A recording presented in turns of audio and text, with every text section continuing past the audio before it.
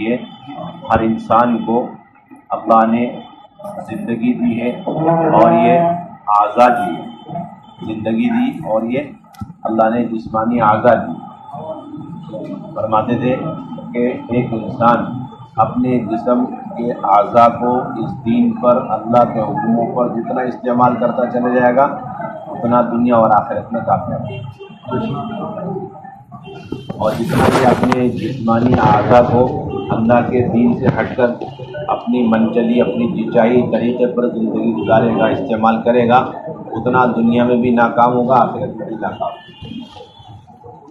تو یہ بات واضح ہو گئی کہ اللہ رب العزت نے کامیابی کا راستہ متعین کر دیا ہے، وہ اللہ کا دین ہے، اللہ کے احکامات ہیں، اور اس دین پر چلنے کی کیپیسٹی اور استعداد اللہ نے ہر انسان کو دے دی۔ اس میں کوئی فرق نہیں، چاہے امیر ہو چاہے غریب ہو، حاکم ہو محکوم ہو بادشاہ ہو، ہر ایک کے پاس اس دین کے مطابق چلنے کی صلاحیت اللہ نے برابر دی۔ وہ آنکھیں سب کو دی، دو کان دی، زبان دی، باقی جسم کے اعضاء ہیں، اللہ نے یہ ساری چیزیں ہر انسان کو برابر دی۔ اب اگر کوئی شخص جنگل میں ہے یا جیل میں، اپنے پارٹس آف باڈی کو اللہ کے حکموں کے مطابق استعمال کرے گا، اللہ تعالیٰ اس کو وہی جنگل اور جیل میں رکھ کر کے اسے کامیاب کرتے۔ مثال دیتے مولانا یوسف رحمۃ اللہ علیہ، اس کے مقابلے میں ایک آدمی حاکم ہے، پریزیڈنٹ ہے اور پرائم منسٹر ہے، لیکن وہاں اپنے پارٹس آف باڈی کو اللہ کے حکموں کے مطابق استعمال نہیں کر رہا ہے، تو اللہ تعالیٰ اس کو وہیں پر صدارت میں، وزارت میں، حکومت میں رکھ کر کے ناکام کرے۔ کہ اللہ نے ہر دور میں، ہر زمانے میں اللہ نے ایسا کر کے دکھلایا۔ کوئی تجارت پر کامیابی کا بھروسہ کر کے بیٹھے، کوئی تجارت پر بھروسہ کر کے بیٹھا ہوا تو اس میں کامیابی، کوئی کھیتی باڑی پر اور کوئی حکومت پر۔ یہ جتنی بھی ظاہری نقشے تھے کامیابی کے، انسانوں کے اپنے سوچے سمجھے ہوئے، ان سب کو ہر دور میں، ہر زمانے میں اپنے عقلوں سے لوگوں نے اسے استعمال کر کے دیکھا۔ بعد نے سمجھا حکومت جتنی بڑی ہوگی اتنی بڑی کامیابی، تجارت جتنی بڑی، اپنی منڈیاں جتنی بڑی ہوگی۔ اللہ نے سب کو نیست و نابود کیا۔ قوم سبا، آپ حضرات نے نام سنا ہوگا، ایک قوم گزری یمن، ان کی آثار آج بھی موجود ہیں۔ صنعاء، قوم سبا، اللہ نے انہیں بڑی ناز و نعمت میں رکھا، بہت عجیب و غریب باغات تھے، بہترین ڈیم تھا، اس سے پانی کی سینچائی ہوتی تھی، ان کے باغات میں، اور کلائمیٹ اتنا فرسٹ کلاس اور اتنا بہترین، یوں کہتے ہیں کہ وہاں رہنے والے تو کبھی بیمار پڑتے نہیں، اور جو ادر ولیج اور کنٹری کے لوگ ہوتے تھے بیمار ہوتے تھے تو صرف اپنے ٹریٹمنٹ کے لیے ان کے یہاں ایک مہینہ ایک ہفتہ رہتے تھے، اور اندر کا سب ماشاءاللہ ٹریٹمنٹ ہو جاتا، اتنا بہترین کلائمیٹ۔ کہاں کا؟ قوم سبا لوگوں کا۔ اور دو باغات ایسے تھے ان کے ہر ایک کے پاس کہ اگر کوئی آدمی خالی ٹوکرا سر پہ رکھ کے اس کونے سے اس کونے تک چلے تو باغات اس کا ٹوکرا پھلوں سے بھرے، کس سے بھر جائے؟ ٹھیک، پھلوں سے بھرے۔ اتنی اللہ رب العزت نے ان کو فراوانی دی، اور دو بڑے بڑے پہاڑ، اس کے بیچ میں انہوں نے بہترین ڈیم بنا رکھا تھا۔ علماء نے لکھا ہے بڑے بڑے کہ کوئی سائنسدان اور کوئی بڑا انجینئر آج تک ایسا ڈیم تیار نہیں کیا۔ اتنی ٹیکنالوجی اس زمانے میں، اتنے سلیقے، سسٹمیٹک، شٹر اٹھاؤ تو تمام کھیتوں میں اور تمام باغاتوں میں بالکل بغیر کمی بیشی کے برابر سرابر پانی پہنچا۔ بہت آہنی دیوار بنا کر ڈیم بنا۔ شروع زمانے میں ان کے جو بڑے بوڑھے لوگ تھے وہ اللہ کو پہچانتے تھے، نبیوں کو پہچانتے، تو جو پیداوار آتی تھی اس میں اللہ کا حکم پورا کرتے، زکوٰۃ نکالتے، صدقات نکالتے، خیرات نکالتے، غریبوں کی مدد کرتے اور اللہ کی عبادت میں مشغول۔ لیکن وہ جو فرسٹ سیکنڈ تھرڈ جنریشن جب پیڑھی ختم ہو جاتی ہے نا تو پھر کچھ خمار سا جڑتا ہے۔ اب ان کے اندر بے دینی ہے، حکموں کو توڑ دیا اور بت پرستی میں لگ گئے، اور پھر اللہ تعالیٰ نے ون بائی ون ان کی علاج کے لیے اور ان کے ہدایت کے لیے نبی کو بھیجا، 1 2 3، ایک وقت میں 9 نبی بھیجے ان کے پاس۔ کتنے میسنجر؟ 9۔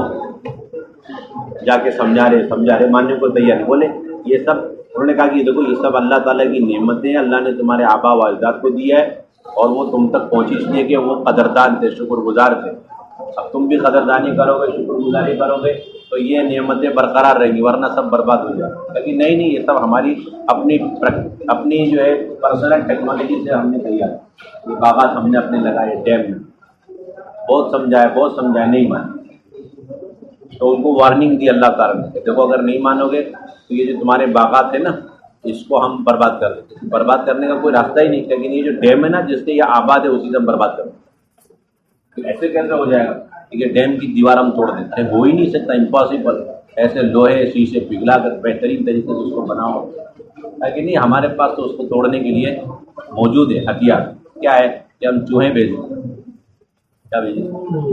اس نے اللہ تعالیٰ کی طرف سے نبیوں نے آ کے ان لوگوں کو سمجھایا، ان کو کھیتی باڑی کرنے والے اور انجینئر لوگ ٹیکنالوجی والے ان کو سمجھائے تاکہ اچھا تم بھیجو گے تو ہم اس پر بلی چھوڑ دیں گے بڑے بڑے. اللہ کی ہر بات میں توڑ والا جواب. دماغ جب خراب ہوتا ہے یہ بولتے ہیں نشہ، انسان بھول جاتا تھوڑا سا. اللہ نہیں ہوتا، معلوم نہیں اللہ نے ہمیں پیدا کی، آنکھیں دی، کان دیا، دماغ دیا، طاقت قوت دی. اللہ کے حکم کے بغیر تو ہم کیا تھے؟ بس ایک منی کا قطرہ ناپاک جو جسم میں لگ جائے تو دھوئے بغیر تو اس کی نماز بھی نہیں ہوتی. غسل کرنا پڑ جاتا، کپڑے بھی دھونے پڑتے. اتنا منی کا گندا ایک ناپاک قطرے سے اللہ نے بنائے، تھوڑے دنوں میں اپنی حیثیت بلا دے. تو آرگیومنٹ میں آگے اللہ میاں سے نہیں توڑ سکتے، نہیں توڑ دیں گے، کیا کریں گے؟ چوہے بھیجیں گے. اچھا تو ہم بلی چھوڑ دیں. انہیں کیا پتا کہ اللہ کے خزانے میں کتنے بڑے بڑے چوہے. کہتے ہیں کہ واقعی اللہ نے اتنے بڑے بھیجے کہ وہ بلی بھی سب ختم ہو گئی.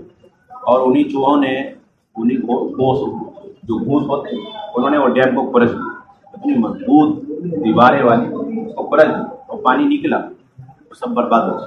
کوئی نہیں بچے.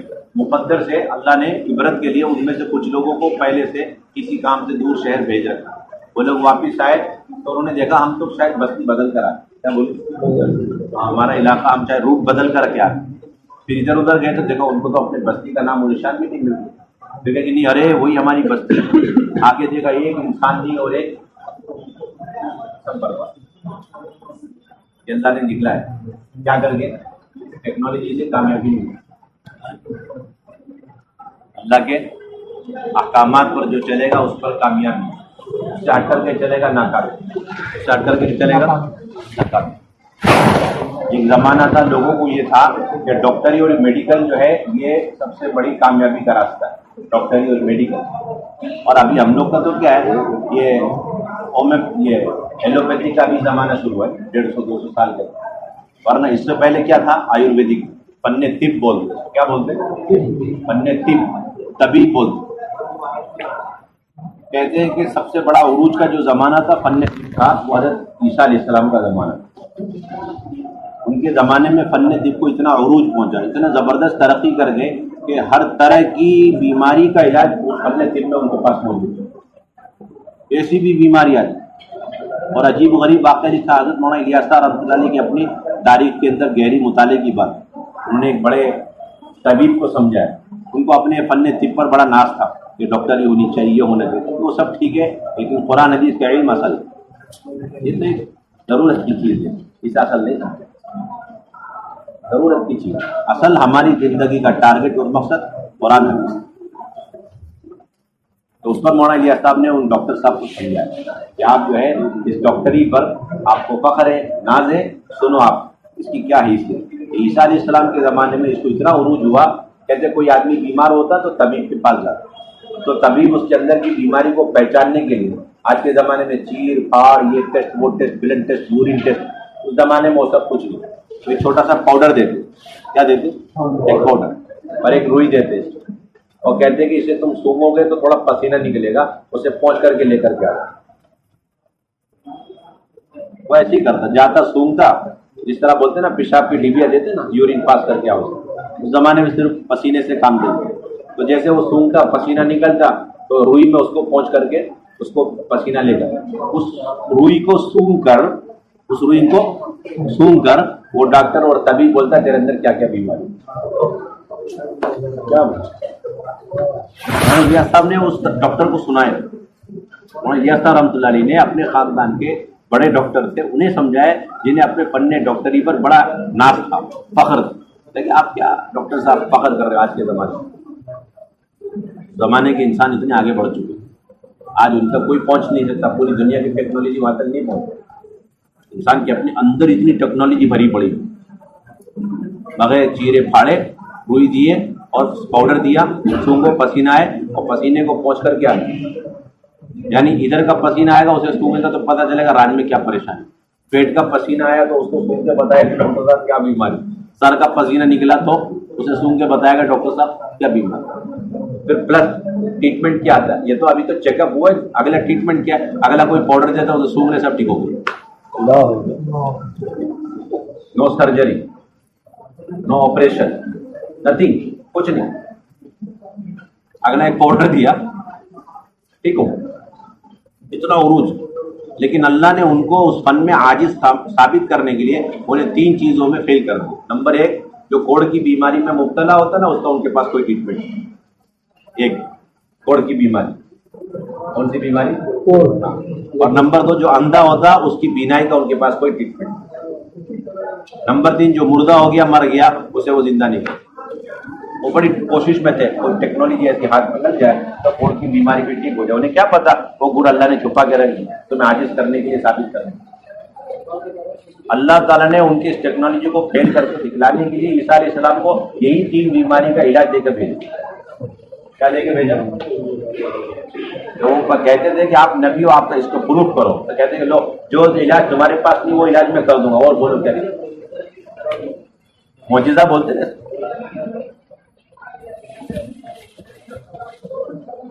عیسیٰ علیہ السلام کسی کوڑ کی بیماری